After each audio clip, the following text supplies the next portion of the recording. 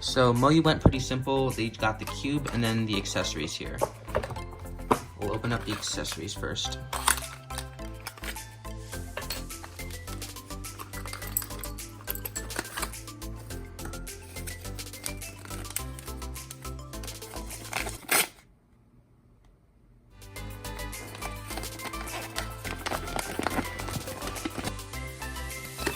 And here they just list out like all the 𝗧𝗂𝗧𝗧𝗧 algorithms because obviously we don't know how to solve a cube.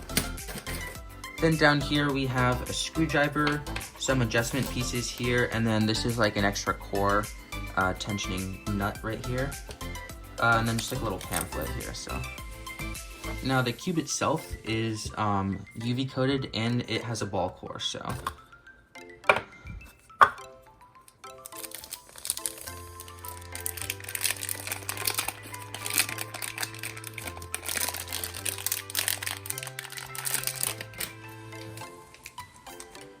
okay, so the first thing I notice is it's pretty light, and I'm just going to do some first turns and see what it feels like.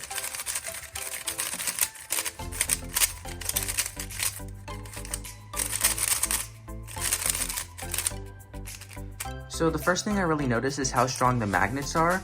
It really doesn't need a lot to just snap into place. And you do feel that when you're solving, so and just like listen to that. So it's really useful. And compared to the RS3M V5, one thing is that it's actually a little bit smaller, probably by like 1 millimeter, but it's definitely noticeable. And on the V5, it's a lot looser and heavy feeling, whereas the 𝗦𝗨𝗀𝗀𝗀𝗀𝗀 is just like super light and just, you know, fluffy. Yeah, fluffy is like a good word to describe this. It just kind of, you know, poofs over. I don't know if that makes sense. And this is very interesting compared to the GAN 13, which is my previous main. I don't know if I'll start maining this. You do feel the magnets, but they're just not as strong and like flicky like this. But the one downside I had with the 13 is how like kind of like all over the place it was, and if I'm going fast, sometimes it just gets really bad lockups. I'll have to see when I do some solves on this, but it's a lot more stable from what I see, and just I think corner cutting is probably better compared to the GAN 13. Yeah, this is, it might just be my tensioning right now because this is pretty loose out of the box. But yeah, corner cutting on this is a lot easier, so it just kind of gets to the right place right away. And that's kind of what I loved about the V5 as well. But this is just like a little bit higher than this cube, or a lot higher, honestly. Next thing is you kind of have these flat centerpieces. They are rounded, but on the V5, it's more of like a circle shape. You can see that, and then it's kind of like curves down on the sides. On the 𝗦𝗨𝗀𝗀𝗀𝗀 it's just kind of flat all across. And then of course you have the different logos for the 𝗦𝗨𝗀𝗀𝗀𝗀 and the RS3M. Let's take a look underneath the centerpiece, if I can get to it. Okay, yeah, so this is just a standard MoYu adjustment system. We have it as well here on the RS3M. The cap design is a little different, but pretty much the same. And then if we take a look inside the cube, you can see that there is foot magnets in the edge pieces, which repel against the ball core, as well as foot magnets in the corner pieces. And then there's the ball core right in there. So now I'm going to do some solves on the cube and see how I like it.